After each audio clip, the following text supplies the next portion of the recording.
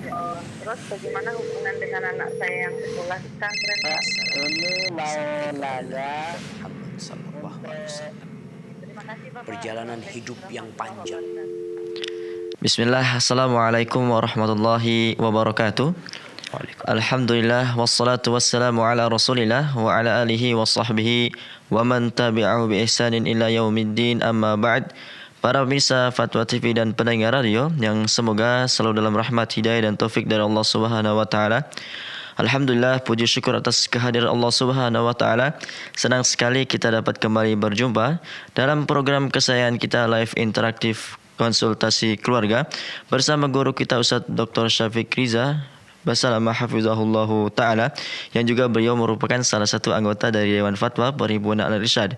Kemudian salat dan salam semoga selalu tercurahkan kepada suri taulan kita, Rasul tercinta Muhammad sallallahu alaihi wasallam, juga kepada keluarga beliau, para sahabat dan orang-orang yang mengikuti beliau dengan baik hingga hari kiamat. Dan pemirsa, alhamdulillah senang sekali Ustaz sudah hadir bersama kita di studio. Kita sapa beliau terlebih dahulu. Assalamualaikum Ustaz. Waalaikumsalam warahmatullahi wabarakatuh. Ahlan wa sahlan. Apa kabar Ustaz? Alhamdulillah khair. Sabah al-khair. Sabah al-khair. Masya Allah. Gimana, Biasanya kita malam hari biasanya. Iya Ustaz. Ganti Hari pagi ini Ustaz. Ganti pagi kita di Masya Allah. Barakallahu fiikum Ustaz. Wafikum mubarak habibi. Demikianlah pemirsa, alhamdulillah Ustaz dalam keadaan baik dan insya Allah siap menjawab pertanyaan-pertanyaan yang pemirsa tanyakan, dan kami juga informasikan bahwasanya live interaktif kita pada kesempatan kali ini juga disiarkan atau direlay oleh beberapa stasiun radio. Di antaranya ada Radio Binbas Yogyakarta, Radio MDFM Probolinggo, Radio Amuba Pangkal Pinang, Radio Sago FM Sumatera Barat, Radio Al-Hikmah Banyuwangi, Radio Tuah FM Riau, kemudian Radio Madinah Caruban, dan yang terakhir Radio Mas FM Sragen. Kami ucapkan jazakumullahu khairan. Dan kami juga informasikan bahwasanya jika Anda ingin bertanya secara langsung pada Ustaz, Anda dapat menghubungi line interaktif kami di 0331544687. Dan pemirsa, seperti biasa, kita sebelum memasuki tanya jawab, kita minta kepada Ustaz untuk menyampaikan beberapa nasihat pembuka. Ustaz. Masya Allah. Barakallahu fikum. Barakallah. Alhamdulillah alladzi ballaghana Ramadan. Segala puji bagi Allah Jalla Jalaluhu yang telah menyampaikan kita ke bulan Ramadan. Kita berdoa memohon juga kepada Allah agar memberkahi kita di bulan Ramadan dan memberkahi Ramadan untuk kita. Rubba sa'imin hadzuhu min siyamihil ju' wal atash. Banyak orang puasa yang hasil dari puasanya itu tidak melainkan kecuali lapar dan haus. Maka jangan sampai Ramadan kita seperti itu. Allahumma salli wa sallim ala nabiyyina Muhammadin wa ala alihi wa ashabihi ajma'in. Ya Allah, semoga salawat dan salam senantiasa Engkau curahkan untuk hamba kekasih-Mu, untuk baginda Nabi kita Muhammad alaihi salatu wassalam, untuk keluarga beliau, untuk istri-istri beliau, untuk putra-putri beliau, dan untuk seluruh sahabat Nabi. Semoga Allah meridai kita bersama mereka. Amma ba'd, ahibati fillah, kita masih berada di awal Ramadan. Hari ini tanggal 4 insyaAllah. Nah, 4 Ramadan kita hari ini. Baru 4 hari ini kita Ramadan. Gimana? Aman insyaAllah ya? Aman insyaallah. Masya Allah. Taib, jamaah rahimakumullah. Rasulullah sallallahu alaihi wasallam mengatakan, man sama Ramadan imanan wa ihtisaban ghufira lahu ma taqaddama min dhanbi. Barang siapa yang berpuasa di bulan Ramadan karena dua hal. Yang pertama imanan, karena dia beriman, bukan karena ikut-ikutan, bukan karena tradisi dan budaya, tapi benar-benar karena beriman kepada Allah. Allah memanggil orang-orang yang beriman. Ya ayyuhalladzina amanu kutiba alaikumus siyam. Wahai orang-orang yang beriman, diwajibkan atas kalian berpuasa. Atas dasar inilah kita berpuasa. karena perintah Allah kita berpuasa. Yang kedua, wahtisaban, berharap pahala. Bukan berharap kesehatan, bukan berharap supaya ramping tubuhnya, tapi benar-benar karena berharap pahala kepada Allah Azza wa Jal. Maka orang yang seperti ini akan mendapatkan ampunan dari Allah untuk dosa-dosa dia yang lalu. Maka jangan sampai Ramadan kita sia-sia. Ada orang yang hadir di bulan Ramadan, berpuasa di bulan Ramadan, tapi selesai Ramadan dosanya nggak diampuni. Gara-gara apa? Gara-gara salah niat. Gara-gara aturan dan ketentuan tidak dia ikuti. Anda lihat tayangan televisi, karena memang banyak di antara televisi ini yang tidak condong kepada Islam. Di bulan Ramadan ini yang ditayangkan urusan makanan berbuka. Makanannya apa di sana? Apa urusan makannya? Oh, makanan daerah sini, makanan daerah sini. Seakan-akan Ramadan ini bulan wisata kuliner. Sehingga orang semua berpikir, oh makanan khas di sana seperti ini, seperti itu. Subhanallah, ini masalah. Karena dapat memalingkan Ramadan dari yang merupakan bulan puasa, bulan menjaga syahwat kita, menjadi bulan kita sibuk mengikuti syahwat perut kita, walaupun di siang hari kita tidak makan dan tidak minum. Rasulullah SAW pernah mengaminkan doa Jibril ketika Jibril mengatakan, syaqiyun abdun adraka Ramadan thumman salakha minhu falam yughfar lahu. Celaka seorang hamba yang hadir di bulan Ramadan, kemudian Ramadan itu pergi, ternyata dosa-dosa dia belum diampuni. Maka berusaha untuk mengkondisikan keluarganya. Suami yang biasa marah-marah, tahan emosinya. Istri yang biasanya nggak sabaran, tolong tahan emosinya. Karena kita bulan menahan emosi pula. Hada wallahu a'lam. Barakallahu fiikum Ustaz. Demikianlah nasihat pembuka dari Ustaz, semoga bermanfaat untuk kita semua, dan juga kita berdoa bersama semoga Allah selalu memberikan hidayah dan taufik kepada kita untuk dapat memperbanyak ibadah di bulan suci Ramadan ini. Dan para pemirsa Fatwa TV dan pendengar radio yang semoga selalu dalam rahmat, hidayah dan taufik dari Allah Subhanahu wa taala. Kami kembali informasikan, jika Anda ingin bertanya secara langsung pada Ustadz, Anda dapat menghubungi line interaktif kami di 0331544687, 0331544687. Dan pemirsa, sembari kita menunggu penelpon yang bergabung, kita bacakan terlebih dahulu pertanyaan yang sudah ada di meja redaksi Dewan Fatwa Ustadz. Masya Allah, tafadhal, barakallahu fikum. Nah. Pertanyaan dari hamba Allah di Jakarta. Assalamualaikum warahmatullahi wabarakatuh. Ustaz, izin bertanya. Ibu mertua sudah hampir 1 bulan sakit dan suami saya yang memandikan dan menggantikan popoknya. Saya sudah menawarkan diri untuk membantu yang memandikan dan menggantikan popoknya, tapi ibu mertua saya tidak berkenan dan memilih suami saya yang melakukannya. Pertanyaannya, apakah suami saya berdosa karena melihat aurat ibunya, dan apakah saya juga ikut berdosa? Mohon arahannya Ustaz. Jazakallah khairan. Masya Allah, barakallah fiik. Naam, ahibati fillah. Allah Azza wa Jalla memerintahkan seorang anak untuk berbakti kepada kedua orang tuanya. Wa qadha rabbuka alla ta'budu illa iyyah wa bil walidaini ihsana. Sudah ketentuan Allah. Bahkan Allah mengatakan di ayat yang lainnya, wasainal insana biwalidayhi ihsana hamalathu ummuhu kurhan wa wada'athu kurhan. Di mana di sini ada perintah khusus untuk berbakti kepada seorang ibu. Namun perlu diketahui, ada perkara-perkara yang di dalam agama kita sudah ada aturannya. Contohnya melihat aurat. Apabila ada seorang wanita meninggal dunia, maka anaknya nggak boleh mandikan ibunya. Siapa yang memandikan? Yang memandikan anak laki-laki maksudnya.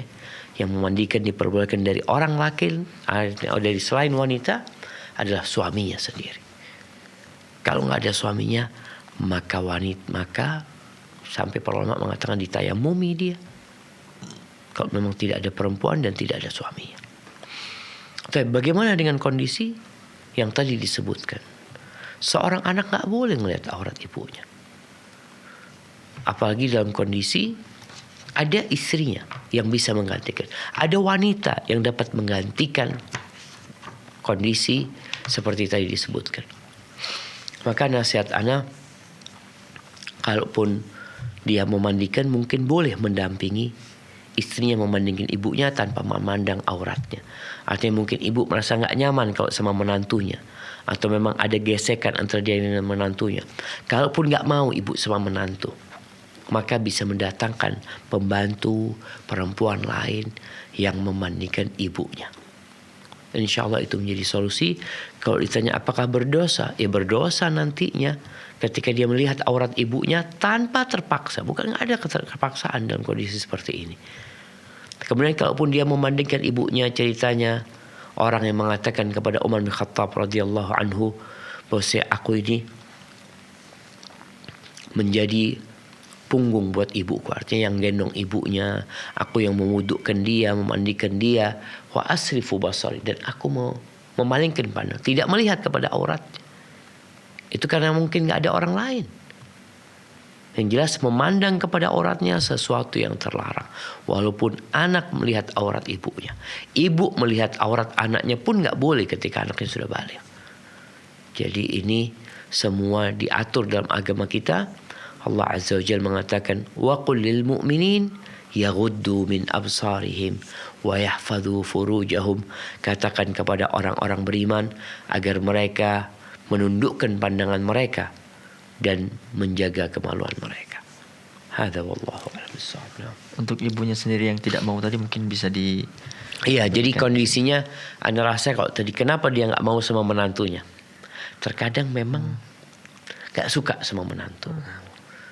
Jadi bukan gak mau ya, tapi kadang-kala sama menantu ini, maka yang Anda katakan tadi mungkin bisa pembantu, mungkin bisa orang lain, mungkin bisa kerabatnya ibunya minta tolong gitu. Atau paling enggak ya suami harus memberikan penjelasan kepada ibu. Masalahnya insya Allah menantunya atau istrinya dia insya Allah akan benar gitu loh. Dan si suami mungkin mendampingi untuk memastikan bahwasanya istrinya ini benar-benar baik gitu loh. Karena kadang-kadang memang ada gesekan antara mertua sama menantu. Istri paling tidak ya menyampaikan gitu loh. Kalau dikatakan apakah istri akan ikut berdosa? Kalau dia sudah menyampaikan, insya Allah enggak. Karena kita tahu di dalam agama kita, apabila melihat kemungkaran maka diingkari dengan tangan, enggak mampu dengan lisan, enggak mampu dengan hati. Hadza wallahu a'lam bissawab. Jazakallah khairan Ustaz. Barakallahu fikum. Demikianlah yang bertanya, semoga dapat difahami dan semoga Allah selalu memudahkan urusan yang bertanya, keluarga dan para pemirsa semuanya. Kembali kami informasikan bagi Anda yang ingin bertanya secara langsung, khususnya konsultasi keluarga, Anda dapat menghubungi line interaktif kami di 0331 544 6087. Dan kembali kita bacakan pertanyaan Ustaz yang sudah ada. Barakallahu fikum. Fadhal.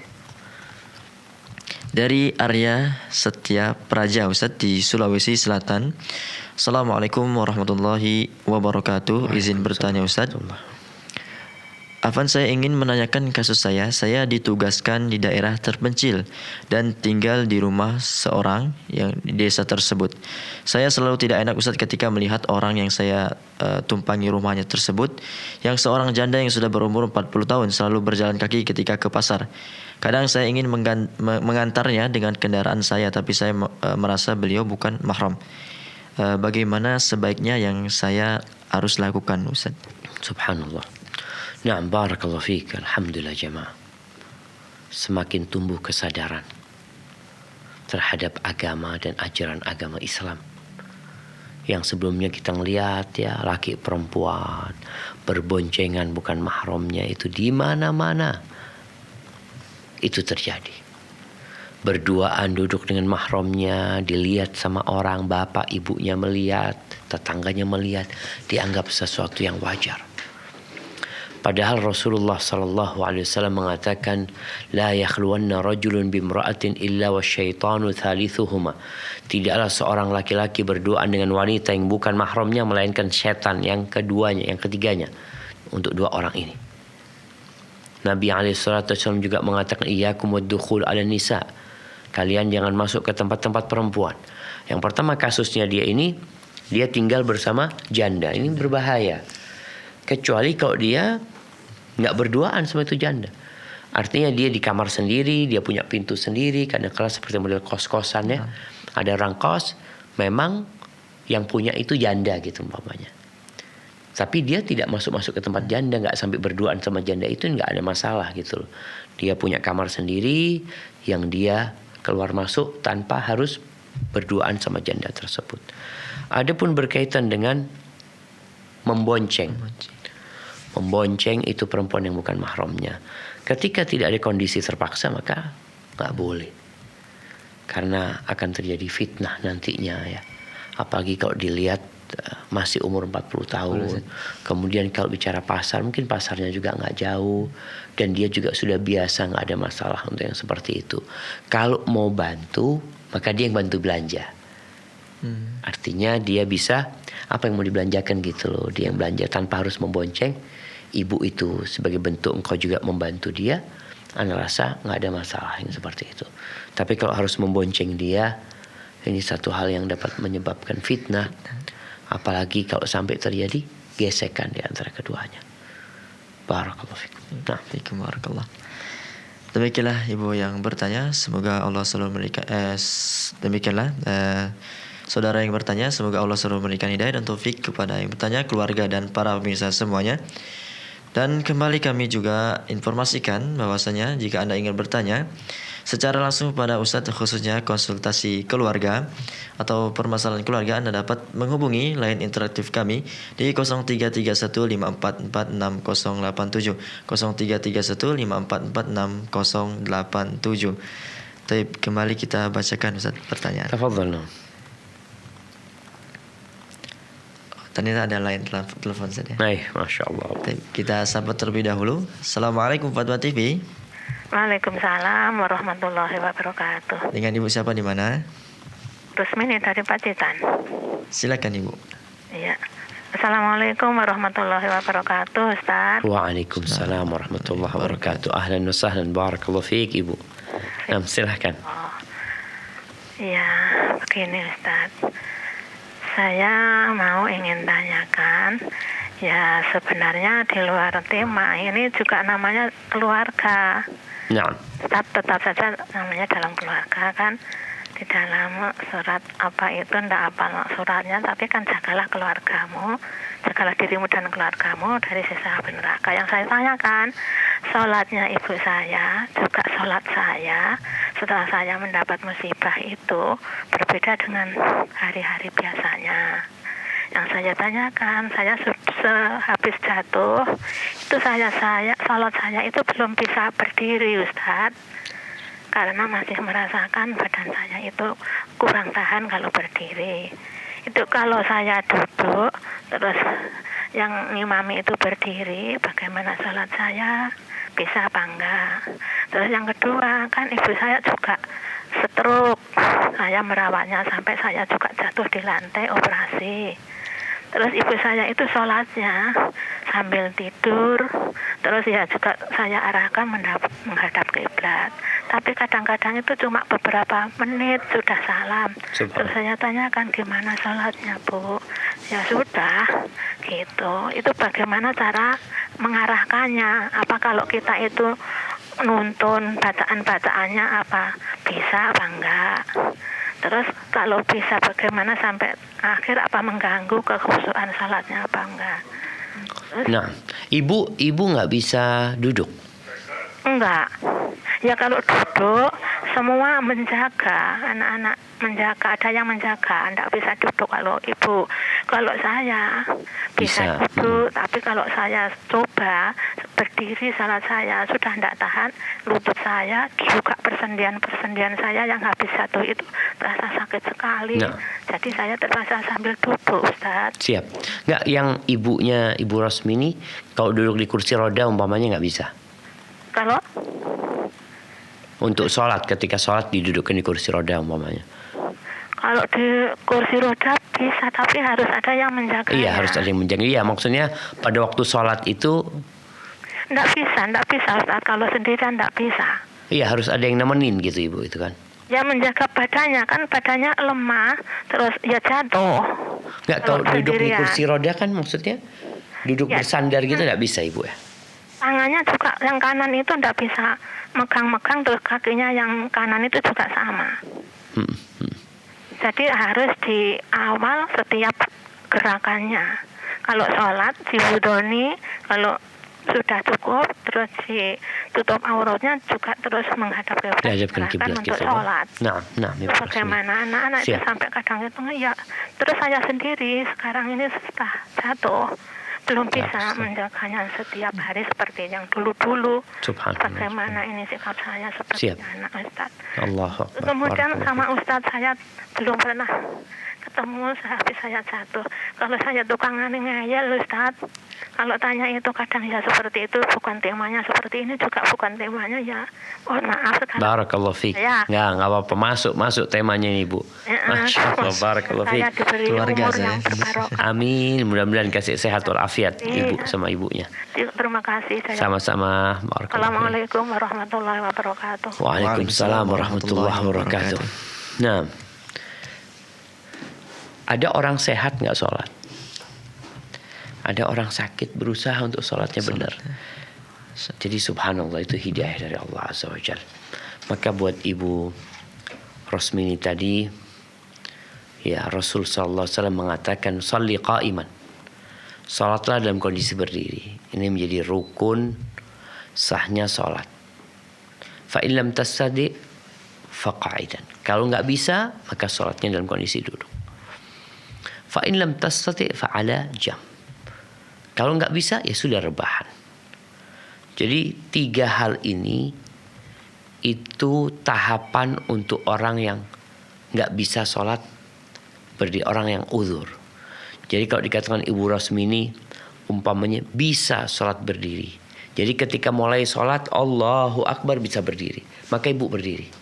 Walaupun setelah membaca umpamanya Al-Fatihah kemudian nggak kuat, silahkan duduk.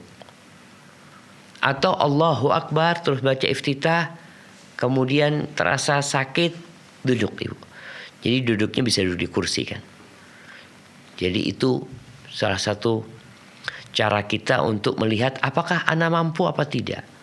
Karena ada orang yang sebenarnya mampu tapi malas atau capek gitu loh. Maka usahakan dulu. Tapi kalau sudah benar-benar nggak mampu, ya udah Ibu duduk sholatnya. Allah Azza wa Jalla mengatakan fattaqullaha mastata'tum, bertakwalah kepada Allah sesuai dengan kemampuan kalian. Ya kalau kemampuannya memang tadi duduk ya duduk, insya Allah nggak ada masalah. Adapun berkaitan dengan ibunya Bu Rosmini tadi yang kena stroke ya. Kenapa Anda tanyakan agak detail? Karena Anda punya ibu stroke juga. Anak yang dialami oleh Ibu Rosmini sama. Kadang-kadang kita melihat orang tua kita sholatnya kok cepat gitu, kok tahu-tahu selesai gitu. Gimana ini? Maka kita berusaha untuk sholat dia dalam kondisi duduk. Kalau memang berat untuk sholat tepat waktu bisa dijama, karena ada orang harus ganti pampersnya ini itu satu hal yang memberatkan umpamanya, maka sholatnya dijama. Tapi tetap berusaha duduk. Kalau nggak mampu ya tadi rebahan. Lalu bolehkah mengajarin? Boleh. Artinya ada orang memang yang namanya orang sholat terbahan ya. Dia itu kan nggak ada gerakannya. Kita itu sholat dalam kondisi lama karena dari atas ke bawah Allahu Akbar. Tapi namanya orang rebahan sholat ya Allahu Akbar ya tetap aja dia gitu. Kita sami Allahul liman hamidah kan ada gerakannya. Tapi ketika orang rebahan nggak langsung gitu. Yang menyebabkan cepat itu memang karena tidak ada gerakan. Yang ada hanya bacaan. Kan gerakannya hanya mungkin isyarat ya.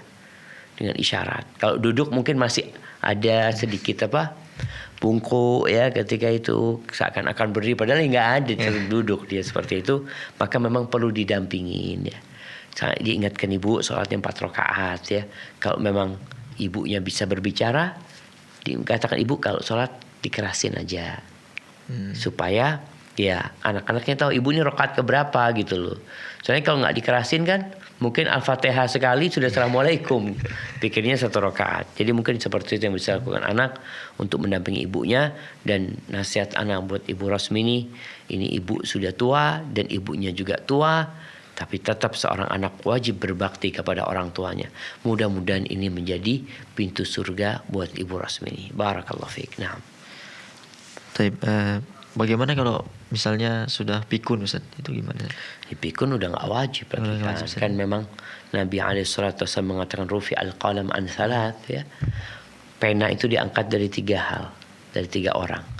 Orang yang tidur sampai dia bangun. As-sabi hatta yahtalim.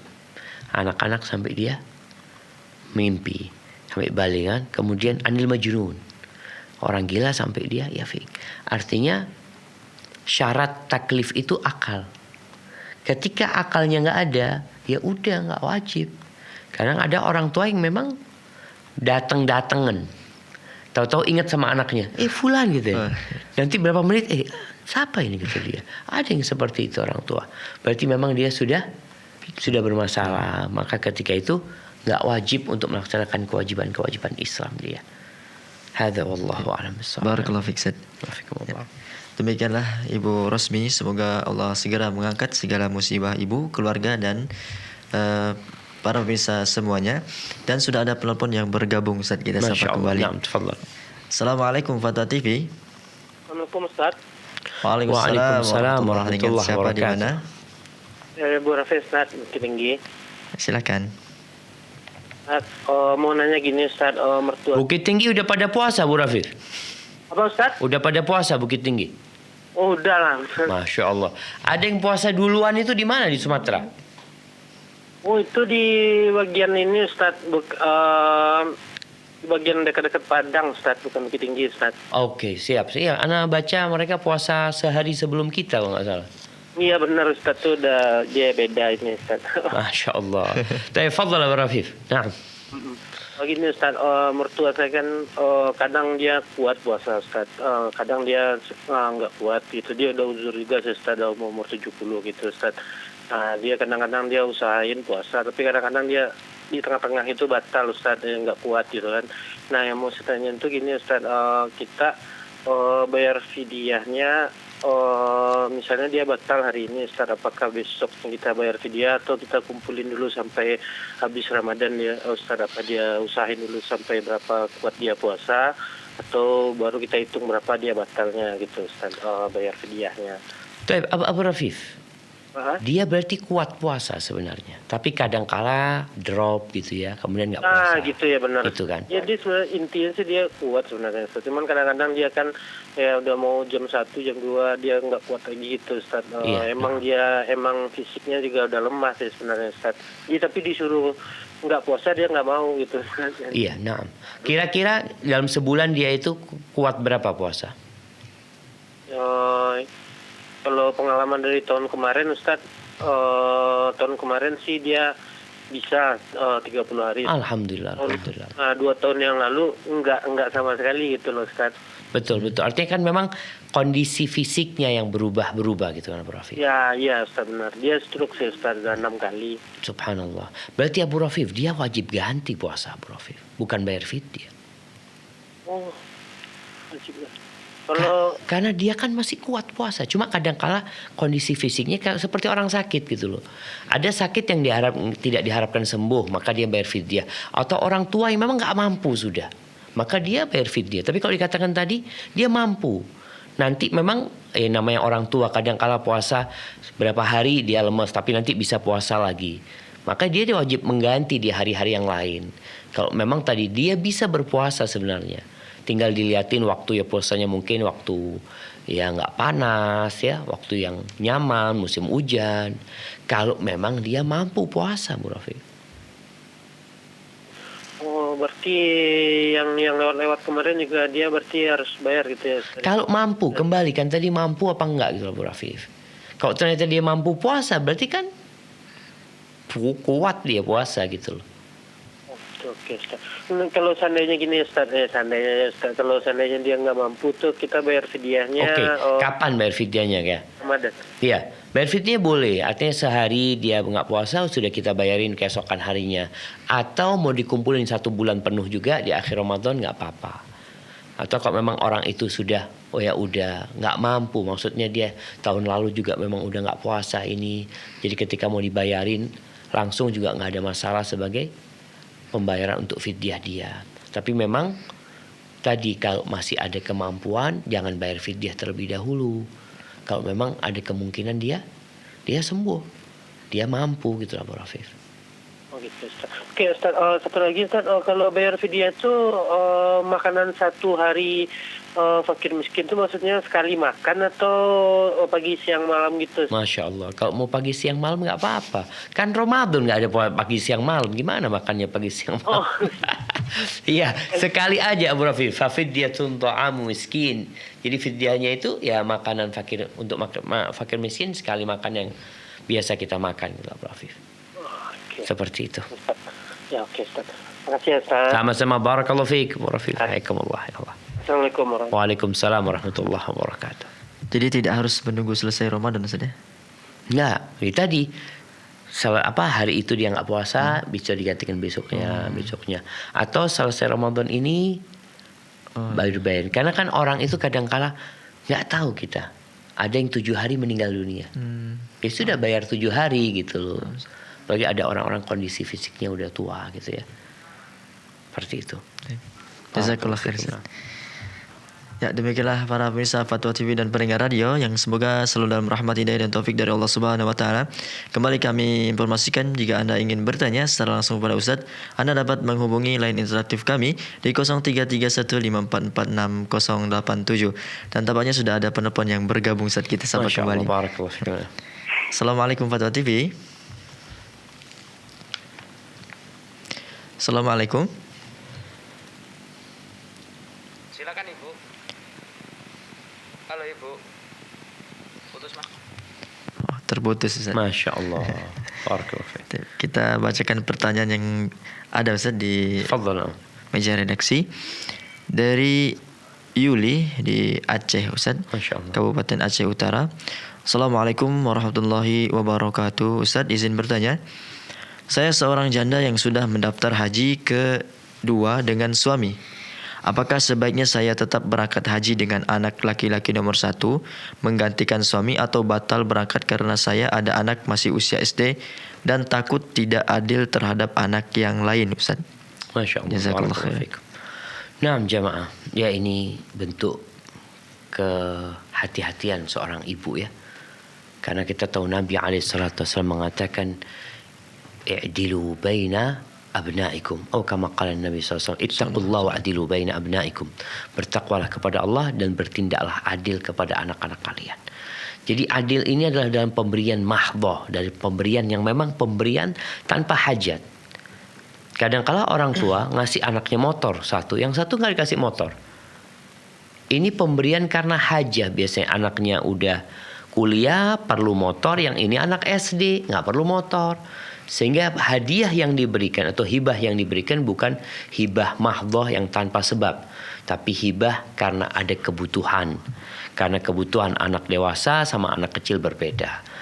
Kemudian berkaitan dengan haji, ini bicara bukan hibah sebenarnya, tapi karena harus ada yang dampingin ibu untuk berangkat haji. Karena ibu nggak mungkin berangkat haji tanpa mahram. Maka ketika sang anak yang dewasa dapat menggantikan bapaknya, maka insya Allah tidak ada masalah ibu berangkat bersama anaknya. Tatkala Allah berikan keluasan rizki, nanti berangkat sama anaknya yang satunya lagi, atau biarkan anaknya berangkat haji. Hadza wallahu a'lam bissawab. Barakallahu fiik. Demikianlah yang bertanya, semoga dapat dipahami. Dan kembali kita sapa penelpon yang bergabung. Nah, tafadhal. Assalamualaikum Fatwa TV. Ya, assalamualaikum. Waalaikumsalam warahmatullahi wabarakatuh. Dengan Ibu siapa di mana? Dengan Novi di Surabaya. Silakan Ibu pertanyaan. Ya. Assalamualaikum Ustaz. Waalaikumsalam warahmatullahi wabarakatuh. Ahlan wa sahlan. Barakallahu fiik. Ya. Nah, Ustaz, Ana mau bertanya. Ana punya anak berusia 13 tahun. Dan anak-anak ini kondisinya anak berkebutuhan khusus yang belum bisa jalan. Qadarullah 3 bulan yang lalu anak-anak sudah balik Tapi anak-anak tidak tahu dengan kondisinya, keadaan anak-anak itu seperti apa dia tidak tahu. Dia belum bisa ngomong dan juga belum bisa berjalan. Tapi faham dengan omongan, artinya bisa komunikasi sama dia, nyambung Ibu. Kalau komunikasi, kalau saya ajak bicara, dia itu paham, tapi dia tidak bisa ngomong balik gitu. Jadi dia tidak tahu jati dirinya dia itu siapa, dia tidak tahu. Nah, Ibu. Ya, jadi kalau maksudnya kalau dalam sehari-harinya untuk minta makan, untuk minta apa gitu, anak yang tawarin. Jadi kalau mau makan gitu, kalau dia memang mau, dia jawab iya. Tapi kalau enggak, dia bilang enggak gitu aja. Cuman sehari-harinya cuman hanya bisa komunikasi seperti itu gitu. Jadi kalau untuk masalah haid juga dia juga tidak paham juga, nggak tahu itu apa. Jadi semuanya yang membersihkan itu saya. Allah. Dengan keadaan yang usia 13 tahun ini sampai dengan saat ini belum pernah sekolah, Ustadz. Saya mau minta mohon solusinya bagaimana untuk anak saya. Apakah anak-anak perlu disekolahkan di tempat untuk berkebutuhan khusus? Tapi semua saya berusaha mencari sekolahan yang untuk anak berkebutuhan khusus itu semuanya kebanyakan Nasrani. Kebanyakan guru-gurunya itu Nasrani semua. Jarang ada yang khusus untuk anak berkebutuhan khusus yang Muslim gitu. Nah, betul. Mohon solusinya bagaimana? Apakah saya harus menyekolahkan di tempat seperti itu? Apakah membiarkannya hingga dewasa kelak gitu? Karena saya juga bingung, Ustadz, kasihan juga anak-anak dalam kondisi seperti ini. Sekarang sih saya masih hidup ya. Kalau saya sudah nggak ada, siapa yang merawat anak saya gitu? Karena apa? Kondisinya dengan keadaannya seperti ini, nggak mungkin semua saudara mau merawat anak saya ini gitu. Nah, subhanallah Ibu. Iya, siap Ibu Novi. Cukup Ibu. Iya, terima kasih Ustadz. Sama-sama. Jazakallahu khairan, barakallahu fiik. Wa fiik wa barak. Subhanallah ya Maya. Tatkala mendengar seperti ini, kita harus banyak-banyak bersyukur kepada Allah Azza wa Jalla. Allah mengatakan walanabluwannakum bisyai'in minal khawf wal ju' wa naqsim minal amwali wal anfusi wal thamarat wa basyiris sabirin alladhina idza asabathum musibatun qalu inna lillah wa inna ilaihi raji'un ulaika alaihim salawatun min rabbihim wa rahmah wa ulaika humul muhtadun. Allah mengatakan kami benar-benar akan menguji kalian dengan rasa takut. Kayak tadi Ibu Novi takut dengan masa depan anaknya. Nanti kalau dia meninggal dunia, siapa yang akan merawat anaknya? Dan kita lihat ya, Allahu Akbar, betapa cintanya seorang ibu terhadap anaknya, walaupun berkebutuhan khusus. Subhanallah, ini piara ayam. Ana piara ayam. Sejak dia menetas, cacat ayamnya ini. Gak bisa jalan. Kakinya satu tuh gak bisa jalan. Dia, yang lainnya sudah bisa berjalan ya. Udah pergi. Ini tetap di kandang ayam itu. Anak taruh di kandang ya. Anak kasih lampu, anak kasih makan. Karena kalau anak bawa dia supaya main sama kawan-kawannya. Cuma ya dia tadi gak bisa. Dia mungkin loncat-loncat dikit terus dia terjatuh kembali ya. Itu ada rasa kesian. Anak kesian sama ayam itu. Sampai anak berpikir mau diapakan ayam ini gitu loh. Bagaimana dengan seorang anak tadi yang dikatakan seperti anaknya Ibu Novi ya. Allah benar-benar menguji Ibu Novi. Dan semoga ujian ini mengantarkan ibu ke surga bersama keluarganya nantinya. Dan berikan kabar gembira kepada orang-orang yang bersabar. Orang-orang yang yakin akan kembali kepada Allah. Jadi Ibu Novi, kalau tadi berpikir masa depan anak ini gimana, serahkan sama Allah Azza wa Jalla. Itu anak punya Tuhan yang menciptakan. Allah Jalla Jalaluh yang akan ngurusin urusan dia. Tapi ibu berusaha semaksimal mungkin sekarang mendidik anaknya dengan cara yang baik. Apa yang perlu dilakukan ibu sekarang? Ketika anak itu memang gak bisa berkomunikasi, artinya dia gak bisa dikasih tahu sehingga mengetahui mana yang wajib, mana yang perintah Allah, atau mungkin Dulu namanya tamyiz. Tamyiz itu anak kecil udah bisa bedakan tangan kanan, tangan kiri gitu loh. Tanya mana tangan kanan. Dia kadang-kadang kan nggak tahu dia yang ini atau yang ini gitu loh. Berarti dia memang belum gitu loh. Kalau tadi anaknya ibu mungkin sudah mulai bisa membedakan tangan kanan dan tangan kiri. Berarti dia sudah mulai bisa diajak komunikasi. Kadang-kala anak seperti ini kalau didiamkan, ya tetap nggak ngerti apa-apa. Tapi kalau diajak komunikasi, tadi kan Ibu Novi mengatakan kalau ditanya mau makan, mau gitu artinya dia bisa menyatakan kemauan dia. Maka ini perlu ditumbuhkan kemauan dia sehingga dia bisa belajar. Kalau memang dia belum ngerti ya mau nggak wajib apa-apa dia. Tapi mudah-mudahan tadi Bu katakan ada anak-anak seperti itu bisa paham, ada sekolahnya dan anak menghimbau mungkin lewat Fatwa TV ini, mudah-mudahan juga Dewan Fatwa nanti memikirkan hal itu ya. Yang dikatakan Ibu Novi benar, sekolah-sekolah untuk kebutuhan khusus yang punya muslim ini jarang sekali, kebanyakan milik non muslim. Kenapa mereka melakukan itu? Kenapa mereka buat sekolah seperti itu? Karena memang dalam pandangan sebagian mereka di tempat-tempat bencana itu, di situ ada Yesus kata mereka. Atau di tempat-tempat bencana itu, di situ mereka dapat mengajak orang untuk masuk ke dalam agama mereka, untuk memurtadkan orang-orang. Memang seperti itu. Sehingga kalau kita lihat daerah-daerah bencana itu hadir mereka di sana. Maka kita umat Islam, kita sebagai umat Islam, umatnya Rasul SAW, tolonglah ada yang memikirkan hal itu. Orang yang punya kelebihan uang, mungkin dia berpikir mau mendirikan pesantren ya, dia mau wakaf pesantren. Tapi banyak sudah pesantren, alhamdulillah. Banyak yang peduli dengan pesantren. Kenapa kita tidak membuat lembaga khusus? Jadi yang punya kelebihan uang, punya tanah wakaf, coba dipikirkan sekarang bagaimana membuat sekolahan atau membuat boarding untuk anak-anak berkebutuhan khusus. Kalau tadi dikatakan, apakah boleh ibu menyekolahkan anak ibu di tempat itu? Kalau ibu bisa menjaga anak itu sehingga dia tetap dalam keimanannya, maka nggak masalah. Tapi kalau ternyata dia bisa murtad dari agamanya, jangan. Tadi ibu berusaha mungkin apa yang diajarkan di sana, ibu pelajarin. Sehingga mudah-mudahan ibu sudah menjadi guru pertama nanti ketika sekolah untuk berkebutuhan khusus ini dibuat. Ibu sudah siap untuk mendidik anak-anak orang di sana karena ibu sudah berpengalaman mendidik anak ibu. Dan bacakan Quran kepada anak ibu pagi petang ya.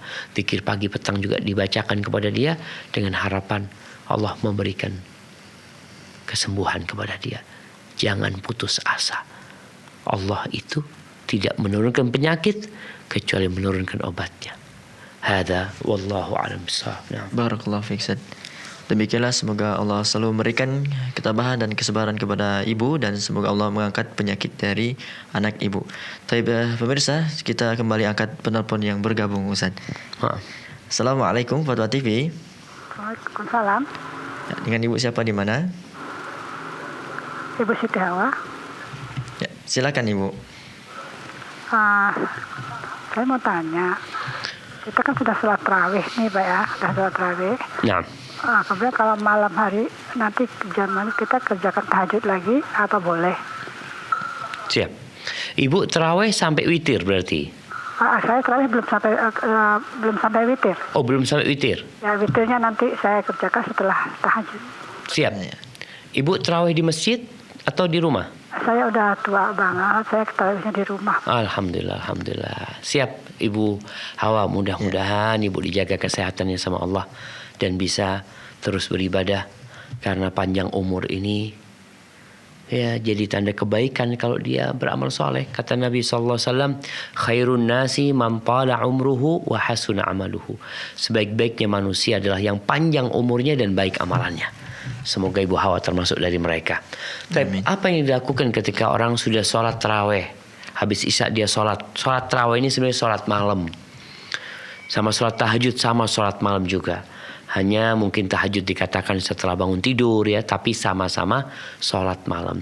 Tatkala ibu sudah sholat malam ba'dal isya yang dikenal dengan tarawih tadi, sholat mungkin 8 rakaat atau 12 rakaat atau 6 rakaat. Bolehkah di akhir malam ketika bangun hendak sahur ibu menambah dengan sholat tahajud yang lainnya. Diperbolehkan, nggak ada masalah. Kalau memang belum witir, alhamdulillah berarti witirnya nanti diakhirkan. Rasulullah Shallallahu Alaihi Wasallam ketika beliau ditanya tentang sholat malam, beliau mengatakan, "Salatul laili mathna mathna, wa idza khashita al-fajra fa'utir bi wahidah." Sholat malam itu dua-dua. Kalau engkau takut fajar, maka tutuplah dengan witir 1 rakaat.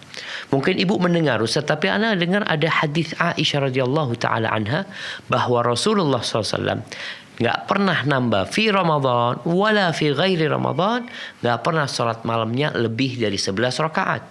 Yusalli arba'an la tas'al an husnihinna wa tulihinna, thumma yusalli arba'an fala tas'al an husnihinna wa tulihinna, thumma yusalli thalathan. Nabi salat 4, kemudian jangan tanya tentang panjang dan indahnya salat Nabi. Kemudian beliau salat 4, jangan ditanya tentang indah dan panjangnya salat Nabi. Kemudian beliau salat 3 rakaat. Jadi 4, 4, 3. 11 rakaat. Ini bukan batasan sholat malam, tapi ini mensifati sholatnya Nabi SAW. Aisyah yang menceritakan. Sedangkan Nabi SAW ketika menjelaskan tentang sholat malam, beliau tidak menyebutkan berapa rakaat.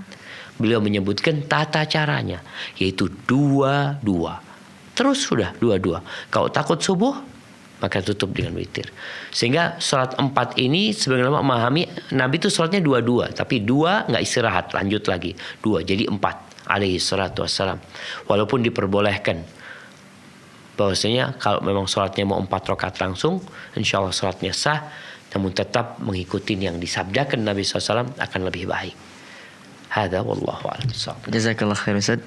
Demikianlah, semoga Allah selalu memberikan hidayah dan taufik kepada ibu yang bertanya, keluarga dan para pemirsa semuanya. Dan kembali kita sapa penelpon yang bergabung misalnya. Barakallahu fiik. Assalamualaikum Fatwa TV. Assalamualaikum Pak Ustadz. Waalaikumsalam warahmatullahi wabarakatuh. Dengan ibu siapa di mana? Dengan Ibu Rida di Tangerang. Silakan ibu. Jadi saya mau bertanya sistematika kalau sesudah sholat tarawih itu, kan kalau sholat wajib kan Allahumma antas salam wa minkas salam. Kalau sholat tarawih itu doanya itu bagaimana Pak Ustadz sesudah sholat? Biasanya yang ibu baca apa? Saya suka kembali lagi ke Allahumma antas salam itu, mengikuti sholat fardu itu Pak. Masya Allah, Masya Allah. Nah, jadi bacaannya itu Subhanal Malikil Quddus. Subhanal Malikil Quddus, Subhanal Malikil Quddus. Kalau bukan witir Pak Ustadz. Iya, setelah sholat witir. Oh, ibu ini setelah tarawehnya. Oh iya Pak Ustadz. Jadi nggak ditutup sama witir tarawehnya? Tutup, tapi kan sesudah saya sholat kan salam tuh kiri kanan ya. Nah, saya tuh baca apa? Oh, naam. Jadi ibu belum selesai sholat tarawehnya, belum ditutup sama witir gitu? Belum. Naam. Jadi sebenarnya nggak ada bacaan khusus ibu. Jadi tidak ada bacaan khusus setelah itu, karena bisa jadi langsung nyambung sholatnya, atau ibu mau doa, mau berzikir apa saja bebas sebenarnya, nggak ada masalah. Jadi habis sholat istirahat, ibu mau istighfar, mau minta ampun sama Allah, ibu mau berdoa, ibu mau ngaji, karena memang waktu itu waktu bebas berdoa dan berzikir ibu. Oh, jadi tidak seperti kalau sholat wajib itu kan? Enggak seperti sholat wajib. Bebas ya Pak Ustaz? Bebas. Ibu mau baca apa aja, silahkan di antara 2 rakaat itu ibu. Kan ada yang Allahumma afun karimun. Allahumma innaka afun. Tuhibbul afwa fa'fu anni. Iya. Itu bisa juga ya Pak? Oh bisa nggak ada masalah, karena memang itu doa yang ditanya sama Aisyah sama Nabi SAW, kalau dapat Lailatul Qadar baca apa? Kan disuruh baca Allahumma innaka afun tuhibbul afwa fa'fu anni. Mau baca itu juga ibu nggak ada masalah. Jadi bebas ibu. Iya. Terima kasih ya Pak Ustaz. Sama-sama. Barakallahu fiik. Waalaikumsalam warahmatullahi wabarakatuh. Demikianlah pemirsa, dan kembali kami informasikan atau kami ingatkan bagi Anda yang ingin bertanya secara langsung pada Ustadz, Anda dapat menghubungi line interaktif kami di 0331544687, di 0331544687. Dan tampaknya sudah ada penelpon yang kembali bergabung, Ustaz. Masya Allah. Naam, tafadhal. Ya, Assalamualaikum Fatwa TV. Waalaikumsalam. Dengan ibu siapa di mana? Dari Siliana di Situbondo Ustaz. Silakan ibu. Assalamualaikum Ustaz. Waalaikumsalam warahmatullahi wabarakatuh. Ahlan wa sahlan. Barakallahu fiik. Naam, tafadhali. Barakallah. Ini Ustaz, kan tempo hari itu kan Ustaz Firanda di Roja itu bercerita tentang orang tua dan anak. Ada orang tua itu meminta tolong kepada anaknya karena tidak kuat tentang azab kubur begitu Ustaz ya. Tolonglah aku karena aku ini tidurmu ada dekapanku, terus kamu yang mencuci segala kotoran itu adalah aku yang mencuci, kamu yang menyepi aku yang menyepi kamu gitu. Setelah itu orang tua tidak bisa ditolong sama anaknya. Itu atas perbuatan apa itu ya Ustaz? Ya perbuatan orang tua itu Ustaz ya. Seperti itu Ustaz. Afan. Ya. Bisa diulangin soalnya yang berkaitan ini cerita tentang orang tua yang sudah meninggal. Yang sudah meninggal Ustaz, minta tolong kepada anaknya. Orang tua itu karena tidak kuat dengan azab kubur. Artinya minta tolongnya itu dalam mimpi atau gimana yang diceritakan waktu itu? Di padang mahsyar mungkin Ustaz. Oh, kejadian di padang mahsyar. Ya Ustaz. Naam. Itu karena perbuatan apa orang tua waktu itu di dunia Ustaz. Mungkin ini insya Allah ada hadis atau keterangan itu. Siap. Naam. Naam. Penjelasan Ustaz. Siap. Barakallahu fiik. Ya, ahibati fillah. Allah Azza wa Jalla mengatakan, "Yauma la yajzi walidun an waladihi syai'an." Hari di mana orang tua enggak bisa nolong anaknya, anak enggak bisa nolong orang tuanya, itu hari kiamat nantinya. Bahkan Allah mengatakan, "Yauma yafirrul mar'u min akhihi wa ummihi wa abihi wa sahibatihi wa banihi likulli imri'in minhum yawma idzin sya'nu yughni." Bapak sama anak, anak sama bapak, suami sama istri, saudara sama saudaranya, nggak ada mereka. Kalau dikatakan apa yang menyebabkan mereka nggak bisa membantu orang tuanya, atau suami nggak bantu istrinya, istri nggak bantu suaminya, sampai dikatakan ada ayah yang minta satu kebaikan sama anaknya, satu aja, untuk ditaruh di timbangannya dia. Anaknya mengatakan nafsi, dia nggak tahu juga dia selamat atau tidak. Benar-benar hari itu adalah hari orang itu mendapatkan apa yang dia amalkan. Maka kalau dikatakan kenapa orang tua seperti itu, ya amalan dia nggak cukup berarti. Dia ketakutan. Bagaimana bapaknya Nabi Ibrahim datang kepada Nabi Ibrahim di padang mahsyar, yang pada akhirnya juga Nabi Ibrahim membiarkannya. Karena orang hanya mengatakan nafsi pada waktu itu. Diriku. Maka hendaklah setiap orang itu, Allah mengatakan, wal tandur nafsun ma qaddamat lighad. Setiap jiwa melihat apa yang dia persiapkan untuk hari esok. Jangan memikir, oh aku punya anak yang soleh, sudah biar nanti anakku. Memang di hari kiamat itu ada syafaat nantinya. Setelah hisab selesai, setelah orang-orang nanti sebagian masuk ke surga, mungkin sebagian masih tertahan, mungkin sebagian sudah masuk neraka, Allah nanti akan memberikan syafaat. Tapi yang jelas pada hari itu semua sesuai dengan amalannya. Allah Azza wa Jalla mengatakan, walladzina amanu wattaba'athum dzurriyyatuhum biimanin alhaqna bihim dzurriyyatahum wama alatnahum min amalihim min syai'. Kata, dan orang-orang yang beriman yang diikuti dengan anak keturunan yang beriman, maka kita akan kumpulkan mereka kelak pada hari kiamat tanpa mengurangi yang amalannya lebih banyak, enggak. Maka dikatakan nanti akan ada saling ziarah antara anak sama orang tua sama anak pada hari kiamat itu, asalkan mereka orang-orang soleh, orang-orang yang beriman. Dan juga tadi ada bab syafaat yang mungkin diberikan kepada keluarga yang tidak dapat masuk surga karena kurang amal mereka. Hadza wallahu a'lam bissawab. Barakallahu fiikum Ustaz. Demikianlah yang bertanya, semoga dapat difahami dan tersisa beberapa menit Ustaz, kita angkat satu penelpon lagi Ustaz ya. Tafadhal. Assalamualaikum Fatwa TV.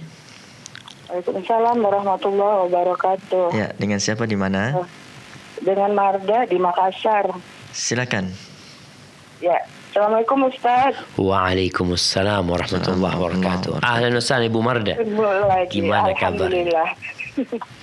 Ustaz, mau tanya soal sholat nih Ustaz. Nah, Oke, sholat itu kan intinya pada saat kita istilah kita berdoa, ruku dan sujud lah, makan di situ kita bisa berdoa gitu kan. Ya. Nah, setelah sholat kan kita zikir, oke, zikir dari Allah Ma'anta Salam sampai terakhir diakhiri dengan Falak An-Nas. Nah, setelah itu kita berdoa lagi bisa Ustaz? nah, boleh mau berdoa lagi Ibu. Iya. Setelah itu kadang-kala kita punya keinginan yang masih ingin kita sampaikan kepada Allah, boleh. Tapi kalaupun Ibu setelah itu, setelah bacaan nas Ibu sholat sunnah, kemudian doanya nanti ketika sujud sebelum salam, itu waktu yang mustajab gitu. Tapi kalaupun setelah wiritan selesai sholat itu dibaca semuanya, kemudian Ibu ada permohonan kepada Allah Azza wa Jal, maka silahkan memohon kepada Allah Azza wa Jal. Permohonan kan biasanya sudah, kalau yang penting ya istilahnya yang urgent itu bisa dilakukan pada saat ruku dan sujud tadi gitu ya, Tat. Nah, tapi ini karena kebiasaan, ini kan baru paham gitu. Karena kebiasaan kadang suka doa lagi deh, tapi doa-doanya yang lain-lain gitu loh, Tat. Nah, artinya memang waktu mustajab itu sebelum salam. Itu waktu yang mustajab. Kemudian memang ada hadis fi duburi kulli shalah, di penghujung setiap salat sebagian ulama mengatakan setelah salam. Makanya mereka membagikan, sebagian ulama berusaha membagikan Ibu Marda. Yang pertama, kalau doa itu sebelum salam, kalau zikir yang sesudah salam, seperti itu. Tapi kalau ada permohonan, kadang-kala orang tadi udah baca ketika sholat gitu, ada doa-doa yang dia minta, tapi setelah itu masih ada yang ingin dia minta kepada Allah Azza wa Jalla, maka silakan minta kepada Allah Azza wa Jalla. Jadi bukan rutinitas gitu loh Ibu Marda, tapi sesuatu yang memang ada keinginan gitu loh Ibu Marda. Ya, siap. Oke, siap. Mudah-mudahan urusannya selesai Ibu Marda semuanya. Barakallahu fikum. Alhamdulillah. Oke, makasih. Sama-sama. Barakallahu fik. Baik, demikianlah yang Ibu yang bertanya, semoga dapat dipahami. Dan tadi adalah pertanyaan terakhir kita Ustaz pada kesempatan kali ini karena waktu yang masih membatasi. pagi. Ada kuliah Ustaz. Masya Allah. Nah, tafadhal. Jazakallah khairan Ustaz atas waktu dan ilmunya Ustaz. Semoga kita dapat kembali berjumpa di lain kesempatan Ustaz. Amin. Insyaallah. Demikianlah para pemirsa Fatwa TV dan pendengar radio yang semoga selalu dalam rahmat hidayah dan taufik dari Allah Subhanahu wa taala. Semoga apa yang Ustaz sampaikan pada kesempatan kali ini bermanfaat untuk kita semua, dan kami mewakili Fatwa TV mengucapkan selamat menunaikan ibadah di bulan suci Ramadan ini 1442 Hijriah. Semoga Allah selalu memberikan hidayah dan taufik kepada kita untuk selalu memperbanyak ibadah, dan semoga Allah mengampuni dosa-dosa kita semuanya. Kita akhiri perjumpaan kita pada kesempatan kali ini dengan doa kafaratul majlis. Subhanakallahumma bihamdika asyhadu an la ilaha illa anta astaghfiruka wa atubu ilaik. Wassalamualaikum warahmatullahi wabarakatuh. Terus bagaimana hubungan dengan anak saya yang sekolah pesantren? Ini mau nanya.